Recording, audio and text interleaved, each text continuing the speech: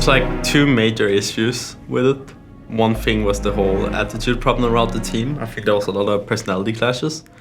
And the other thing was just how the game is played right now.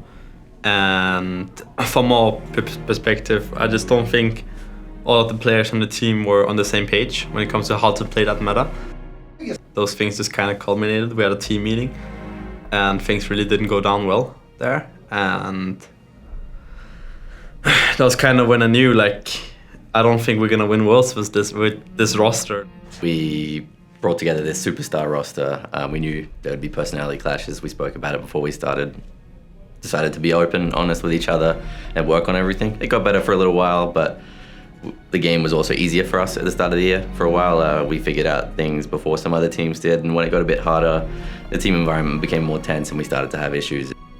Every time when things got tough, it would get a lot worse, and it was a miserable environment for everybody. There was no productivity. We couldn't learn, we couldn't develop ourselves within a meta. It took long to even catch up to the meta at some stages. So at MSI, there was a big meta change.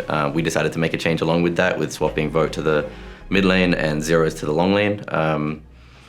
It worked for a little while in scrims. It brought back some of the energy in the team, but ultimately it made the personality clashes a lot worse for whatever reason.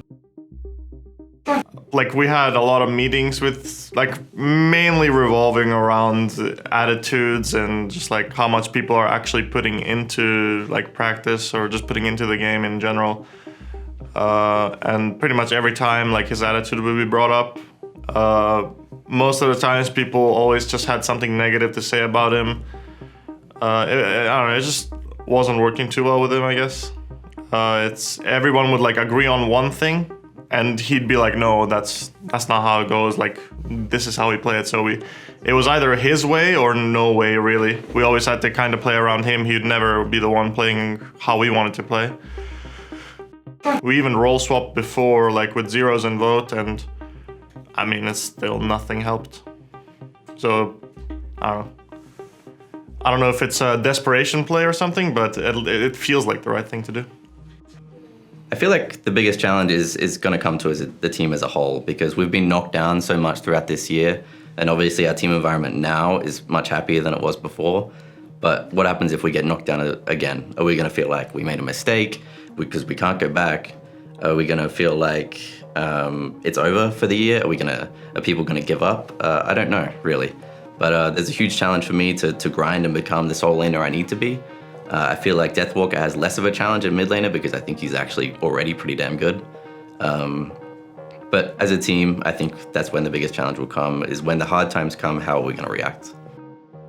I'd say it's more pressure on me and Rowe. I wouldn't say it's much pressure on everyone else. I just feel like in the end it's like kind of a team effort. So if I don't perform too well or say I'm doing something wrong, like, someone else should also say it, you know, it shouldn't be just me.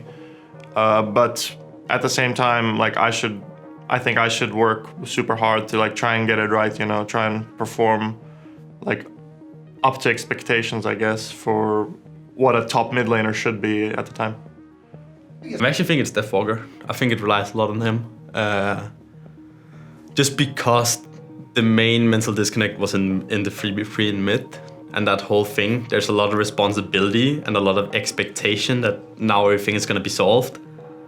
But at least for the first like 2, 3, 4 weeks, it's still going to be rough, right? Like, someone's getting used to a new role. There's all these matchups, there's all these little things. Do I go for the red buff before the wave? That's a big thing. And then there's like, he just has to learn a lot of new guards as well, right? So he has the biggest challenge because it's a double-sided challenge. Like, he's learning new guards, but he's also learning a new communication role. Whereas I think, again, solo is like less impactful in a way. Rowe just has to learn matchups. He already played solo a lot. So I don't think he kind of has to pick up the guards in the same way that Deathwalker does. So I actually think our team success is more reliant on Deathwalker than Rowe. If Rowe is going to do average and just hold lane and be impactful in team fights, it kind of comes down to what we can do in the 3v3 in mid, and then obviously Vote is going to be a carry player, right? How high of an impact can he have? So a lot of this is on Deathwalker, but he's grown so much this year. I'm like really proud of him, how he's grown as a person, like both inside and outside the game. And I think if anyone can take on this responsibility, it's him.